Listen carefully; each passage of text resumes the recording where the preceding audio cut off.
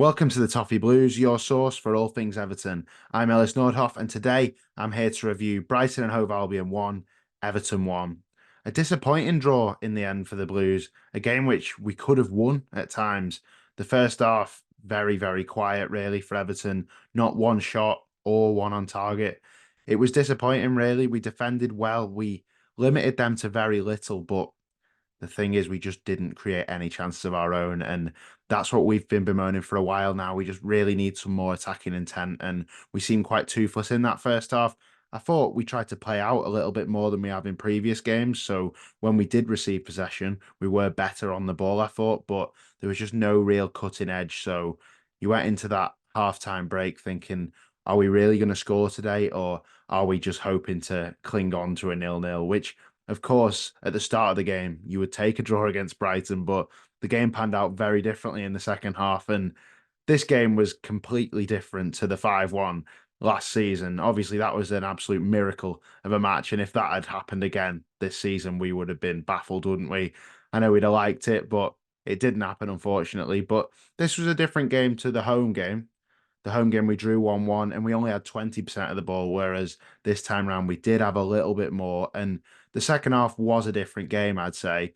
Amadou Onana did come on. It was an enforced change for Idrissa Gueye, who was injured, but I don't think he is too bad. And we just seemed to grow into the game as the game went on.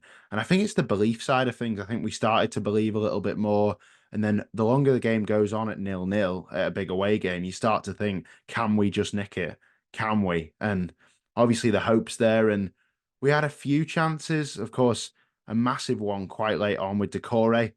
He took his strike and it was just cleared off the line, which was disappointing, but it was our probably our first main chance. So for that to have gone in, it would have been just unbelievable. And James Tarkowski did get booked, and then shortly after there was a scare where he nearly got sent off. You could argue probably deserved to get sent off for it. I suppose that's up for debate, but it seemed like really he went for the player more than the ball. Obviously not deliberately, but he caught more of the player than the ball. He stayed on, thankfully. And then with 20 minutes to go, James Garner had a free kick on the edge of the box. Brilliant delivery in, a fantastic cross in. And Beto just missed it. He tried to flick it on with his head, just missed it. Of course, he came on for Dominic Calvert-Lewin. And you felt like there was hope in this game now. You started to feel like we may just get back into it because we started to have a couple of little openings and we just came to the game a bit more. And unbelievably, although they had more of the ball, we actually were having the better chances, even though they were few and far between. When we got them, they felt like they were more important chances. And then Jordan Pickford took a free kick from his own half. The ball came in. Jared Branthwaite controlled it brilliantly, fired it into the top right corner, made it 1-0 to Everton. An unlikely scorer. Obviously, we love Jared Branthwaite. We know what he's brilliant at, but I would not have said he was brilliant at firing the ball into the top left corner like that. What can't this man do? Fair play to him for that. And a goal that deserved a victory, really. It was just a fantastic strike and fair play to him for that. But unfortunately, that wasn't the end of the drama in that game. And I think the game really just came to life then because suddenly we're thinking, what are we going to do? Are we going to hold on? Are we going to try and go for a second, finish it? And you don't really know what to do in that circumstance. And as the game drew on, you then have an incident where Billy Gilmore throws a tackle on Amadou Onana. Quite a high tackle. It went just above his shin area and it was a bit nasty. I imagine it wasn't intended. I don't think he went out to hurt Amadou Onana, but it looked like it really hurt Amadou. He was criticised for time wasting when he was on the floor and he was made to go off the pitch and then do the 30-second rule, which I thought was very harsh because it's quite clear the lad's just been booted and he's in real pain. But Billy Gilmore was sent off. So then it just creates a whole new dimension in the game. What are you thinking then? Because Brighton with 10 men, you'd think they'd offer less of a threat.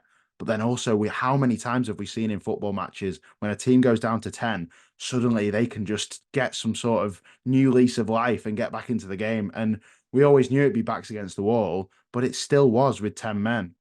And then Abdoulaye Doucouré was taken off for Ashley Young, which I'm not too sure about sub-wise because we did have the man advantage and taking Doucouré off, it was kind of a saying that we were just going to go and try and defend and see it out then, which I can completely understand because we're 1-0 up having not won for 8 games. So we're going to try and keep that win, aren't we? But maybe that over negativity, the over defensiveness might have cost us in the end. And the fourth official put up the added time. 9 minutes of added time. I'd love to tell you where that came from, but I really don't know where it came from, to be honest. And Brighton started showing a lot more then. Beto did have a chance. He went through. It was a well-timed run, to be fair to him, but he blazed it over. And we know that our strikers at the moment are really lacking in confidence. So that was unfortunate. Could have been a chance to seal a deal, and he didn't, sadly. But then Ansu Fati did go through and have a strike against Pickford. Good save from Pickford. And you thought maybe it is our day today. And unfortunately, it wasn't our day. And a ball came in.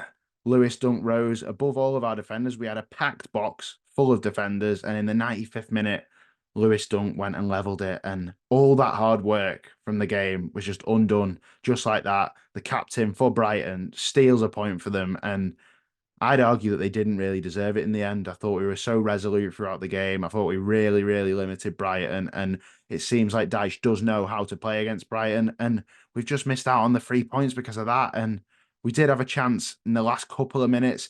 Tarkovsky played a really good pass, curved into Jack Harrison. He had all of the goal to aim for, and he just put it wide. And that would have been unbelievable. A late winner at the Amex for the Blues. That would have maybe caused the kind of scenes we saw the year before, but unfortunately, it didn't. We've moved from 20 points to 21. It should have probably been 23, but I suppose it's another game where we haven't lost, and it's a game where we probably would have took that result at the start.